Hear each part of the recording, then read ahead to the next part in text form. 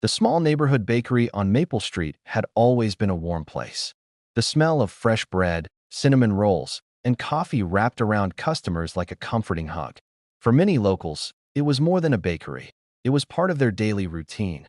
That morning, the bell above the door jingled softly as an old man walked in. He looked to be in his late 70s, maybe older.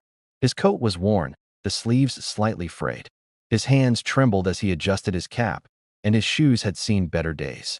Still, his eyes were gentle, filled with kindness and humility that he slowly made his way to the counter. Behind the counter stood Evan, a young salesman in his late 20s. He had been having a bad day, low sales, a warning from his manager, and a personal life that felt like it was falling apart. His patience was already thin. The old man cleared his throat softly. "Excuse me, son," he said politely. "How much is that loaf of bread?" Evan glanced at him. $5, he replied flatly. The old man reached into his pocket and pulled out a handful of coins. He counted them carefully, one by one, his fingers shaking. "I'm a little short," he said quietly. "I have $3. Could I maybe get yesterday's bread? Or just half a loaf?" The line behind him grew restless. A woman sighed loudly. Someone checked their watch that Evan's frustration boiled over. "Are you serious right now?" Evan snapped. "This isn't a charity."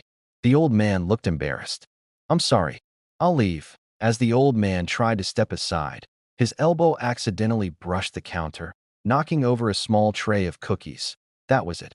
Evan lost control. Before anyone could react, he raised his hand and slapped the old man across the face. The bakery went silent. The sound echoed louder than the bell on the door. The old man staggered back, barely keeping his balance. His cap fell to the floor. A red mark spread across his cheek. He didn't shout. He didn't curse.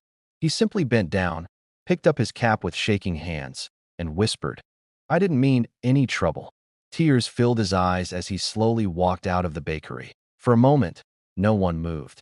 Then outrage exploded. "That was disgusting," a woman yelled. "You should be fired," another man shouted. Someone pulled out their phone. Too late. Evan stood frozen, his breathing heavy. The anger drained from his face, replaced by shock and fear. His manager rushed out from the back. "What happened here?" he demanded. When customers explained, the manager's face turned pale. "Get out," he told Evan.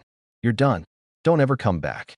Evan was fired on the spot, but the story didn't end there. Outside, the old man sat on a bench, his hands covering his face. A young boy, around 10 years old, approached him with his mother. "Mister," the boy said softly, "are you okay?" The old man nodded slowly. The mother handed him a bag filled with bread, pastries, and warm soup she had just bought. "You didn't deserve that," she said gently. More people gathered. Someone gave him a bottle of water. Another offered to take him home. That's when a man in a black SUV parked across the street stepped out. He had seen everything. The man approached the old man and knelt beside him. "Sir," he said respectfully, "my name is Daniel. May I sit with you?" The old man nodded. Daniel listened as the old man explained his story, how he had once worked as a carpenter, how his wife had passed away, how rising costs had eaten away at his small pension.